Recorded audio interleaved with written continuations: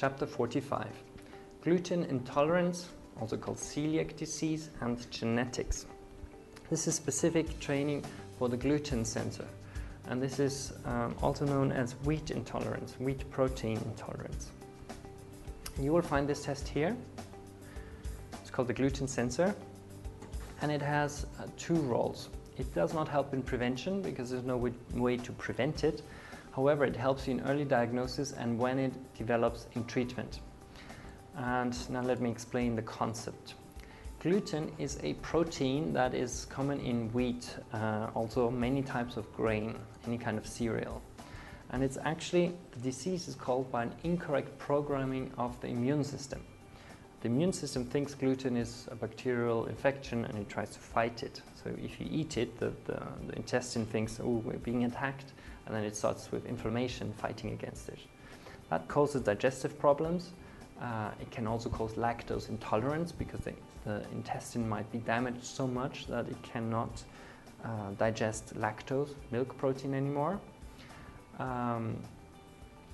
It can increase your risk ninefold of developing ear, nose or throat tumors, cancers, or 80 times higher risk of lymphatic tumor risk. And on average it takes a person 11 years to get the right diagnosis.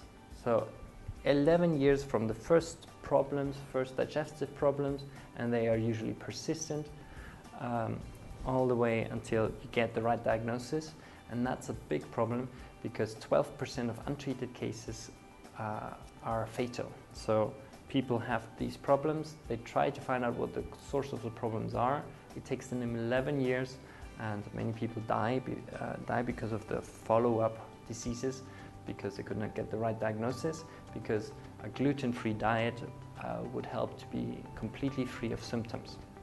So it's very important to identify these people, either the ones that already have the problems but they don't have the right diagnosis, or people that don't have the disease yet or the problems yet, so that they are made aware that they are of a high risk population, and as soon as the first symptoms arise, they can go to the doctor and get the right diagnosis. And that's the aim of this test. As I said, gluten-free diet, complete freedom from symptoms, and normalization of these tumor risks, these cancer risks.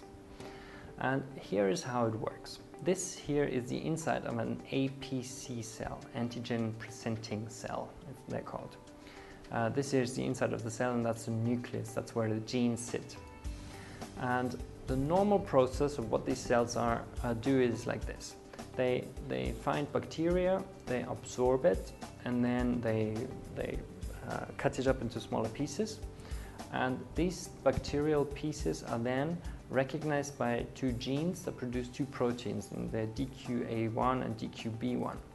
And these genes are instructions for these structures here, and they are both parts of a receptor. And a receptor basically is like this. They take part of the bacteria, grab onto it, and then present it to the surface. So part of the bacteria that the cell has recognized is now, the bacteria has been neutralized, and it is now presented to the rest of the body. And then certain cells called T cells, they grab onto it, they recognize, oh, there are bacteria in here, and this is what they look like, and then they start inflammation and fighting against these cells. So this is how our immune system works. We recognize there's a pathogen, an invader, we piece it up into pieces, and then we show the rest of the immune system there is an invasion, and this is what you should look for, this is what they look like. That's the normal process. Now gluten, wheat protein, is when it would be absorbed and the protein is broken up into smaller pieces. It usually does not fit into this receptor, so it would not present to the surface, and it would not cause an immune response. So the T cells don't recognize anything and they say everything is okay.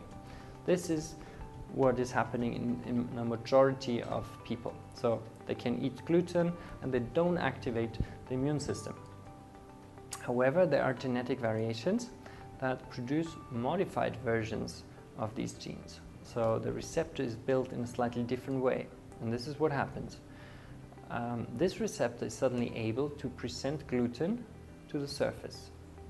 And now, just as if this was a bacteria, the T cells are activated and they then cause alarm. And this means that suddenly the wheat protein, which is completely harmless for us, is recognized as a bacteria, and whenever wheat protein is eaten, the immune system knows about it and starts fighting it. It inflames the intestine and causes all of these problems. So what can we find out from a genetic analysis in this case? If it's negative, it means you don't have the receptors able to present the gluten protein. That's why the probability of gluten intolerance or celiac disease is very close to 0%. 99% of all cases, or even more, have these specific receptors that are able to present gluten. However, that does not necessarily mean you will definitely be gluten intolerant. The risk is somewhere up to 40% of developing the disease. So this is what we call a very strong negative predictive value. So if it's negative, you usually don't have to worry about gluten intolerance. If you have digestive problems, it's very, very likely a different reason.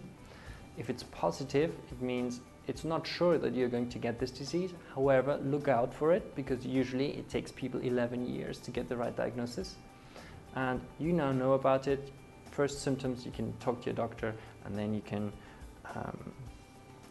get the right treatment by avoiding a gluten-containing diet. And then you get complete freedom from symptoms. So early detection is one part. Pay attention to the symptoms and save yourself the 11 years of problems without knowing what the cause is. Then you do a dietary adjustment, avoid gluten-containing food. The nutrition sensor, where we have a list of different food types, will help you. It will show you a warning sign in anything that contains gluten, which will help you to avoid food that might contain gluten. And that's the end of chapter 45, Gluten Intolerance and Genetics as specific training for the gluten sensor for celiac disease.